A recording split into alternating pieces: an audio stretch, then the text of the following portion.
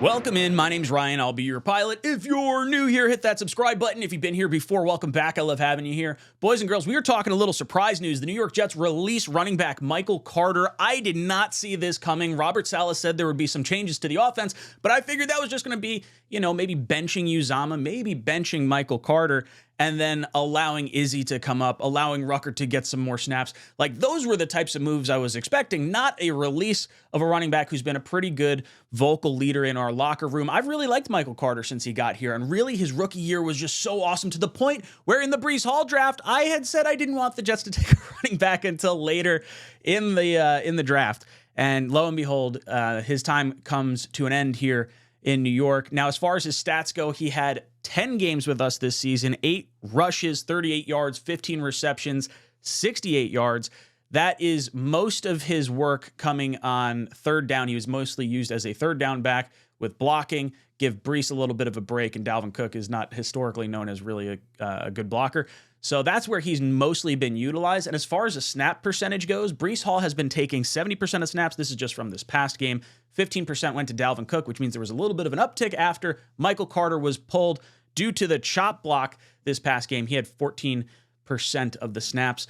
Like I said, the chop block, absolutely critical play for the New York Jets. We had a 3rd and 8. We converted it. We needed this drive to keep going. And Michael Carter has the chop block, a totally inexcusable penalty that really set the Jets back. He was benched for the rest of the game, didn't see the field the rest of the day. But it opens up the door for someone that we have been talking about quite a bit, and that is one abracadabra, Izzy Abanikanda. The rookie running back coming out of Pitt. Jet fans have been excited for him. He scored that touchdown in preseason, and we've just been waiting to add some juice, some speed to this locker room. And if I'm honest, Michael Carter has kind of seemed like the sort of odd man out really since training camp when we were trying to decide what do we do with bringing in Dalvin Cook versus, well, we really like Bam Knight, and you were kind of only holding on to Michael Carter because he was a draft pick and he had that vocal leadership role with us. But you kind of acknowledged that maybe he was the most limited of the bunch here, and it was a little frustrating.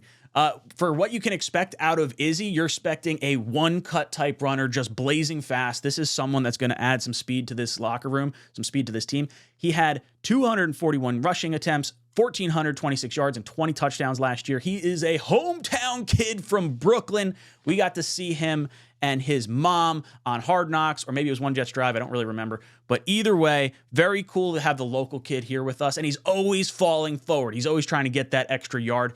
I really, really like Izzy, and I just took his stats away. Let me throw that back up there. Boom! There's Izzy. I am really looking forward to this. I'm hoping this provides some type of spark. The next thing I want to see is Uzama get benched, keep Ruckert out on the field.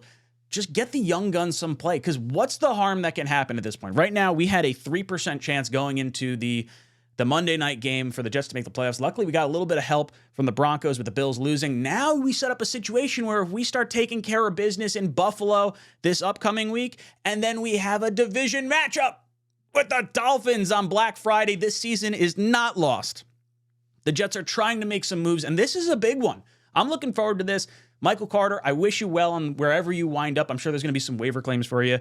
I really want to see some success from you moving forward, but you're not on our team anymore. So you're the enemy from now on.